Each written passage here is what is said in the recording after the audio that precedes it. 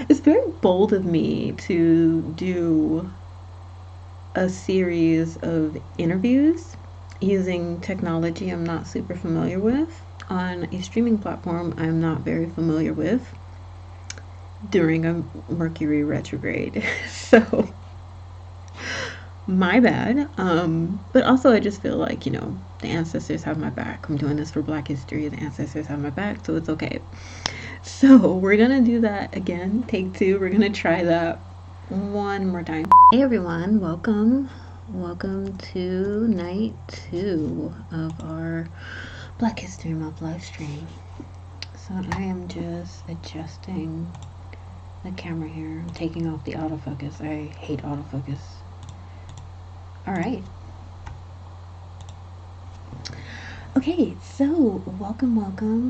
We're back for night two of our live stream. I think I have a little bit better idea of how Twitch works and a little bit better idea of the technical part. So I'm pretty excited for this night because it's the first interview of the month.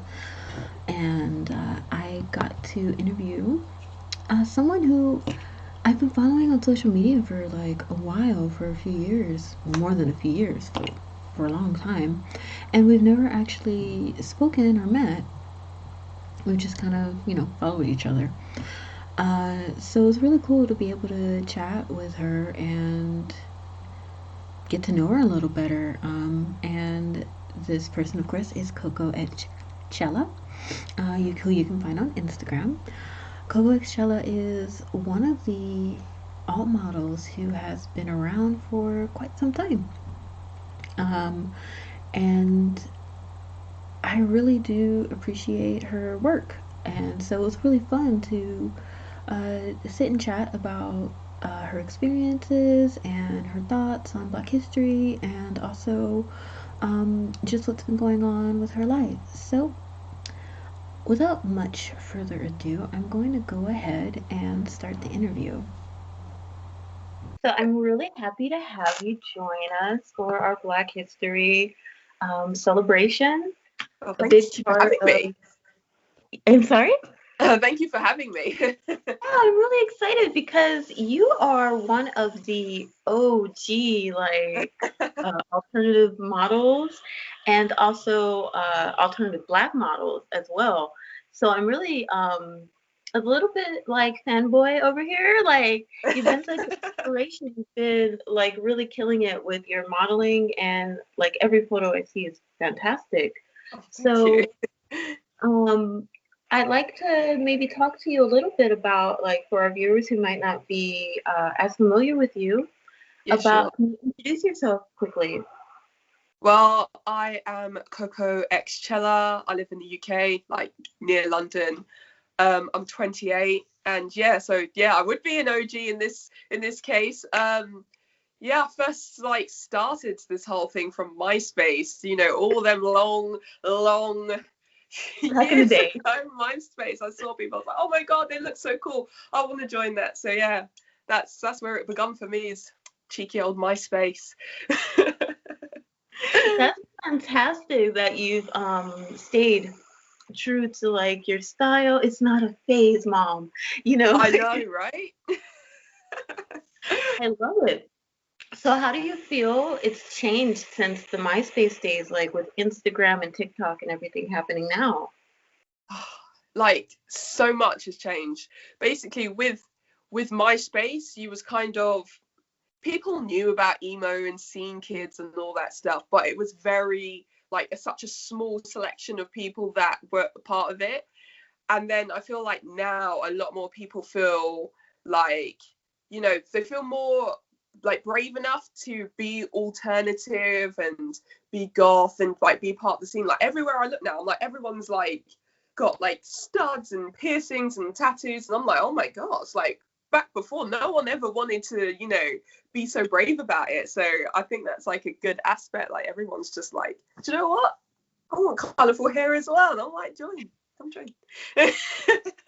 Isn't that fantastic? I definitely agree. Walking around and just seeing so many people who are just decked out when I Yeah. would have been having a fight with my mother before leaving the house to wear certain items. I hear that um, one, yeah. and especially with seeing other Black people and people of color also in the scene. I started listening to gothic music and alternative music when the late 90s.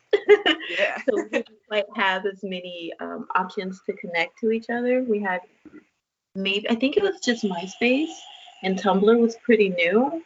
Oh yeah, Tumblr. Oh my gosh. Remember those things? Yeah, Throwback, right. yeah. Yeah, Tumblr, gosh.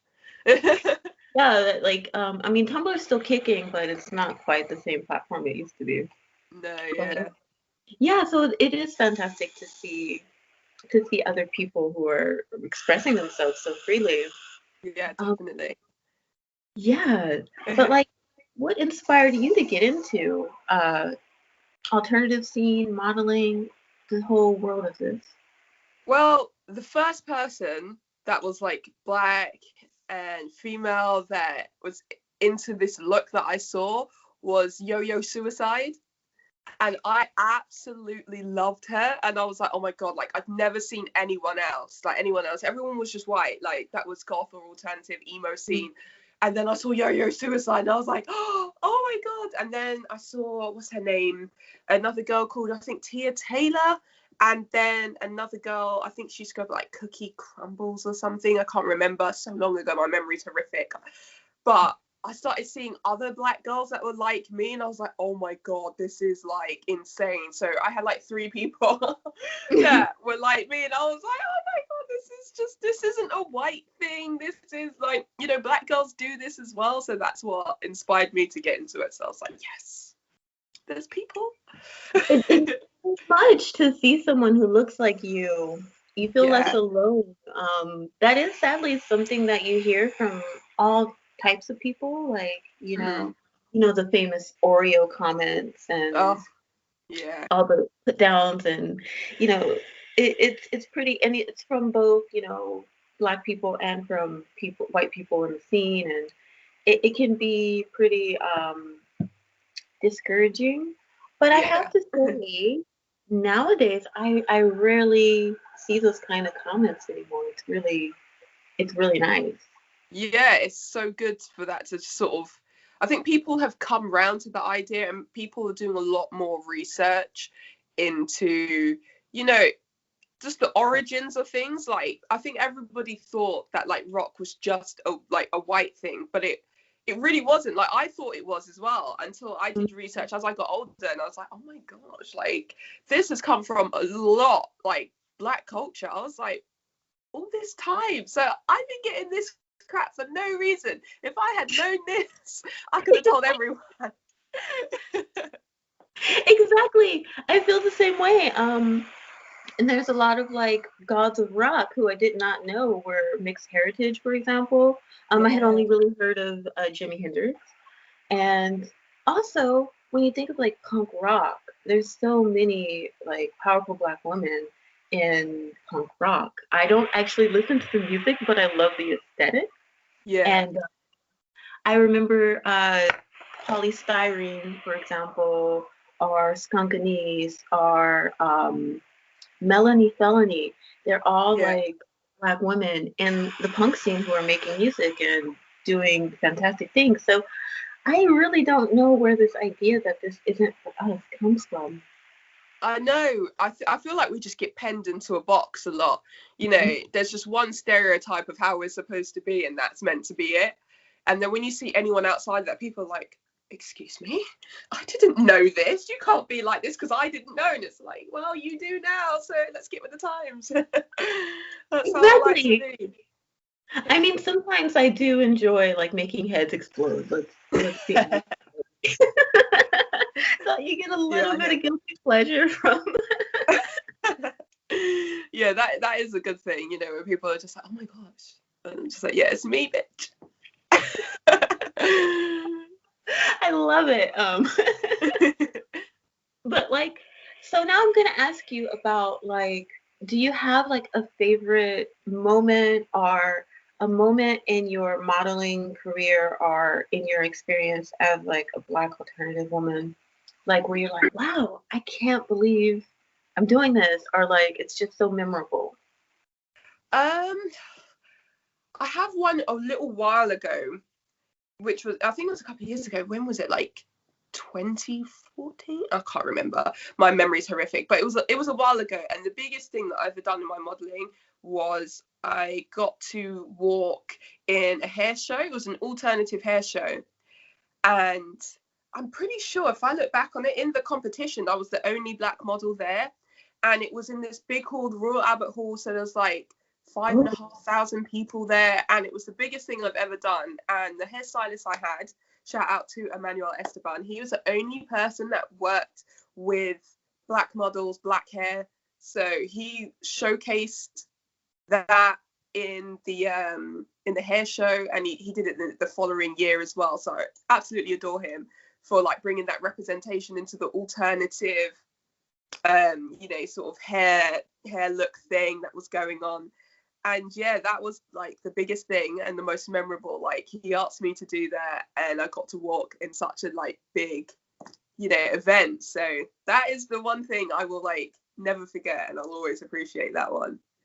that is amazing. Yeah. Just to be part of a hair show, period. Like you don't really see very many Black models or calls for people with Afro textured hair at all. So to be able to do something so interesting and like so on such a big scale, that is really cool. Yeah, so I'm that's the main thing that I can think of. If anyone asks me off the top of my head, it'll always be that alternative hair show. right, and it's alternative too, so that's like Yeah. really cool as well to see that representation. And I love the cross collaboration between different worlds. So you have like alternative modeling. You do a lot of fashion photo Oh shoots, yeah. so it's kind of cool to see you doing also something a little different with hair. Yeah, a lot different. And actually walking, because usually I'm just stationary, and I'm walking in front of people, and my heart was going like this. Where I was just like, oh my god, kill it, just kill it, just kill it. You're the only Black model here. You've got to do it.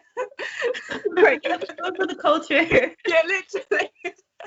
I love that. But like sometimes it is a bit of pressure when you are the only one in the room, Yeah. and it does feel a bit like the world is on your shoulders. Like you have that responsibility. So it's a it's an honor, but it's also a bit like extra stress for Yeah. sure. Yeah, I can emphasize with that one. So like I want to ask you now about Black History Month. Hmm. So, do you have anything special that you do during Black History Month? Or, I mean, I know in the UK it's in October and not February. Yeah, I really still wonder why that is. I'm not really sure why it's in October. Might have to do a little bit of research into that one. But yeah, I kind of just sort of jump between the 2 months. I'm like, if it's happening here, I'm joining you. If it's happening in October, I'm joining again. But Right basically, on. I just like to just share people. I don't really do anything like, this is what I set out to do.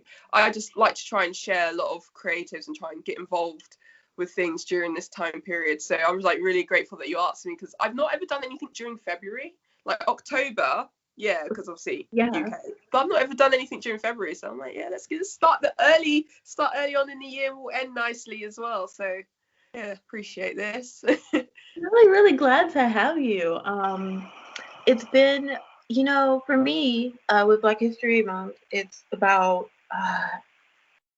celebrating because I've always felt that the kind of like this obsession with like trauma porn, it Oh really yeah, bothers me. yeah, I know my history. I know the dark part of the history as well.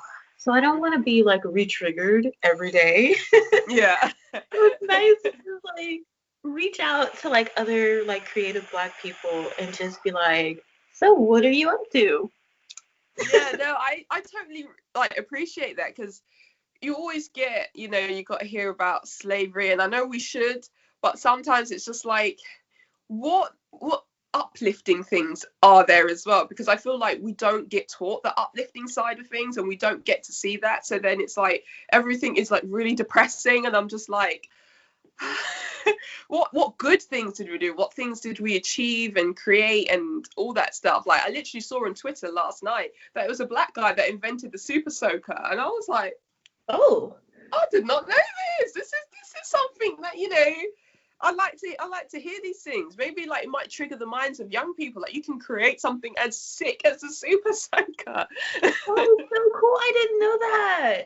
Yeah, so yeah, I totally get behind you wanting to do something that's like positive and uplifting for black people. So I'm happy to be a part of that.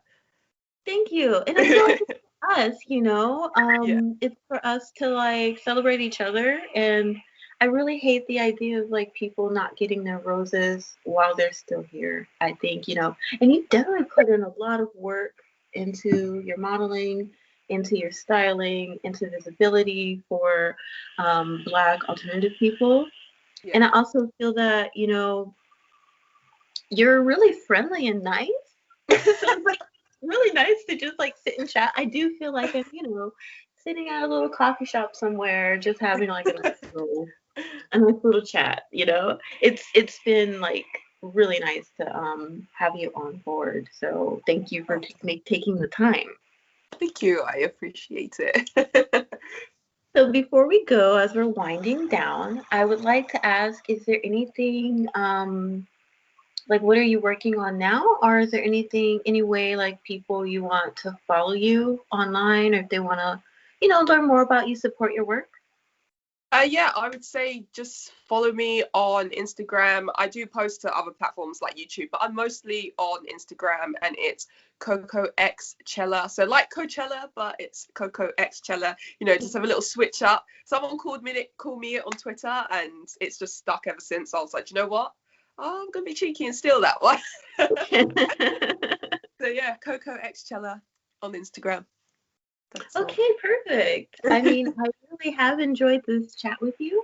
Thank you for taking the time, and I hope that you have a fantastic rest of February and rest of the year. We survive this awful pandemic. Yeah, yeah.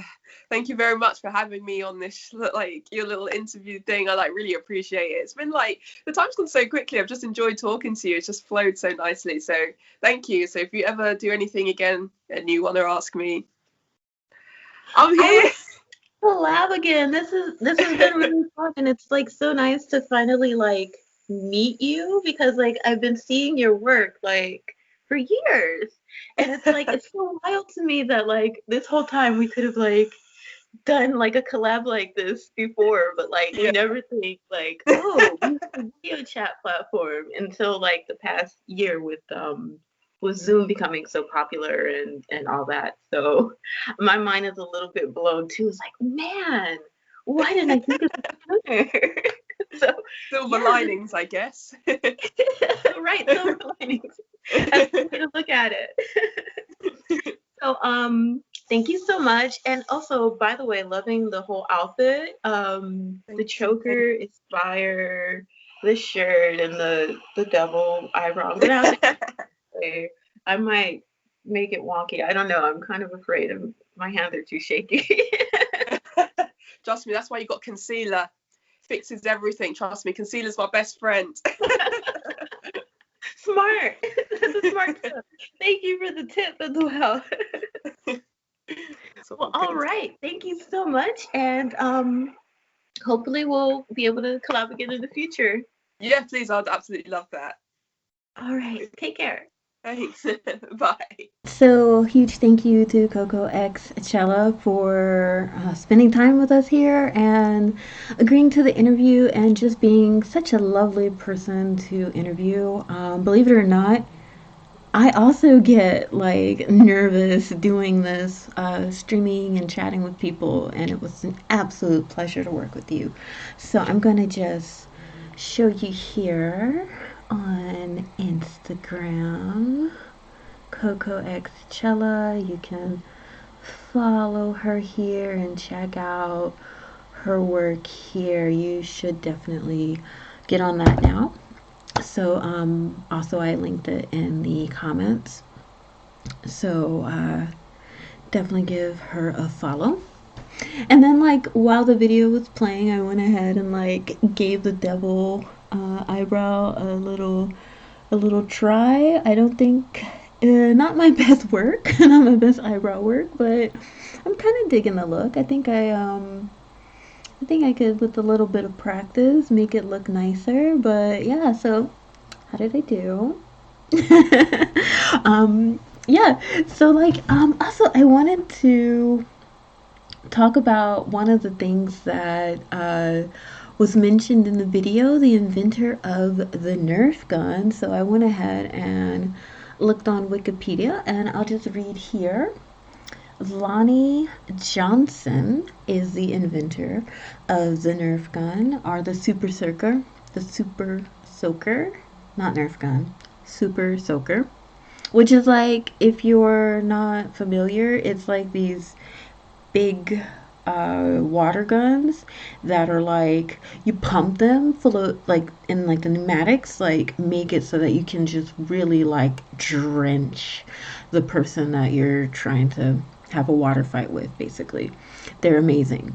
So I'm just going to read here from the wiki page. Johnson conceived the Super Soaker while doing work with the U.S. Air Force. Initially, it was called the Power Drencher when it appeared in toy shops in 1990, but after some tweaks and remarketing, it's got its name. Selling between $10 to $60 depending on the model, the Super Soaker took off, generating 200 million in sales in 1991. 200, wait a minute, hold up. 200 million in sales in 1991. That's a lot of money, because 1991, like, yeah, with inflation, I'm not sure how much that is, and I'm too lazy to look it up. But yeah, back in the 90s, 200 million is a lot of money. Shortly after making the deal for the Super Soaker with the Laramie Corporation, Laramie became a subsidiary of Hasbro. So yeah, and Hasbro is who has it now. Oh, and there's a little bit of drama. In 2013, Johnson filed a suit against Hasbro after he discovered that he was being underpaid royalties for the Super Soaker and several Nerf line of toys. In November 2013, Johnson was awarded nearly $73 million in royalties from Hasbro in arbitration. According to Hasbro, the Super Soaker is approaching sales of $1 billion. So that's our little Black History fact of the day.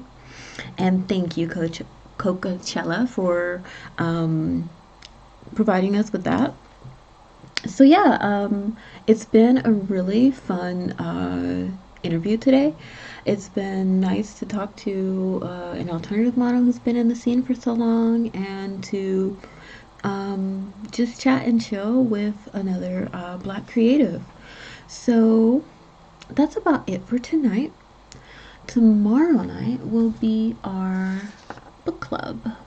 So I'll be doing a reading tomorrow night, and it will be about the same time, 9 p.m. Central Standard Time. I'll be leaving the broadcast up, and then I'll also be uploading the broadcast, the video from the broadcast. I'll be uploading and sharing around. So go ahead and follow me here on Twitch. Follow me on YouTube, which is where I'll be archiving the videos. And then you can also give me a follow on Instagram. Until then, I will see you on the next video. Thank you so much for watching, and have a fantastic night.